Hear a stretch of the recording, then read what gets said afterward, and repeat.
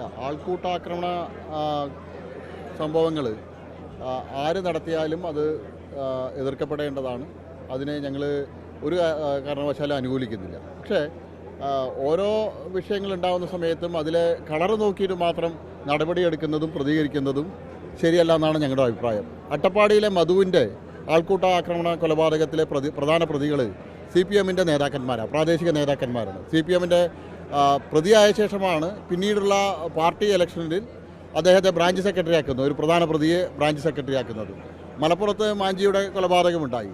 അതുപോലെ തന്നെ നിരവധി ഇത്തരത്തിലുള്ള സംഭവങ്ങൾ ഉണ്ടാകുന്ന സമയത്ത് അതിലെ രാഷ്ട്രീയം നോക്കിയിട്ടല്ല അതിനെ എതിർക്കേണ്ടത്, ഏതെങ്കിലും കളർ നോക്കിയിട്ടല്ല അതിനെ എതിർക്കേണ്ടത്. മറിച്ച് ഇത്തരത്തിലുള്ള ആക്രമണങ്ങൾ ആരുടെ ഭാഗത്തുനിന്നുണ്ടായാലും അതിനെ ശക്തമായിട്ട് നിയമപരമായിട്ട് നേരിടാനും അവർക്ക് പരമാവധി ശിക്ഷ വാങ്ങിക്കൊടുക്കാനുള്ള നടപടികളാണ് സ്വീകരിക്കേണ്ടത്.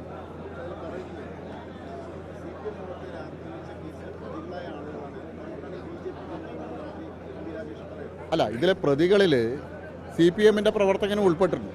CITU-ൻ്റെ പ്രാദേശികമായിട്ടുള്ള CITU പ്രവർത്തകനും ഇതിലെ പ്രതിയാണ്. അപ്പോൾ ഇത് രാഷ്ട്രീയ നിറം കൊടുക്കാതെ ഇത്തരത്തിലുള്ള ആക്രമണങ്ങൾക്കെതിരായിട്ടുള്ള ഇത്തരത്തിലുള്ള നീക്കങ്ങൾക്കെതിരായിട്ടുള്ള ശക്തമായിട്ടുള്ള നടപടിയാണ് സർക്കാർ സ്വീകരിക്കേണ്ടത്. കേരളത്തിൽ ഇത് ആവർത്തിച്ചുകൊണ്ടിരിക്കുകയാണ്. എന്തുകൊണ്ട് സർക്കാർ ഈ കാര്യത്തിൽ ഇത്തരത്തിലുള്ള ആക്രമണങ്ങൾ തടയാൻ സർക്കാർ പരാജയപ്പെടുന്നു എന്നുള്ളതാണ് പരിശോധിക്കേണ്ടത്. തീർച്ചയായിട്ടും ഈ പാലക്കാട് ജില്ലയിൽ ഇപ്പോൾ പാലക്കാട് നഗരസഭയിൽ 3-ാം വട്ടവും ഭാരതീയ ജനതാ പാർട്ടി അധികാരത്തിൽ വന്നിരിക്കുക. അകത്തേത്തറ പഞ്ചായത്ത്, മലമ്പുഴ നിയോജക മണ്ഡലത്തിലെ CPM-ൻ്റെ ശക്തി കേന്ദ്രമായിട്ടുള്ള അകത്തേത്തറ പഞ്ചായത്തിൽ ഭാരതീയ ജനതാ പാർട്ടി ഒറ്റയ്ക്ക് ഏറ്റവും വലിയ കക്ഷിയായിട്ട് അധികാരത്തിൽ വന്നിരിക്കുകയാണ്. മലമ്പുഴ പഞ്ചായത്തിൽ ഏറ്റവും വലിയ CPM-നോടൊപ്പം ഒരു സീറ്റിൻ്റെ വ്യത്യാസത്തിലാണ് ഭാരതീയ ജനതാ പാർട്ടി നിൽക്കുന്നത്.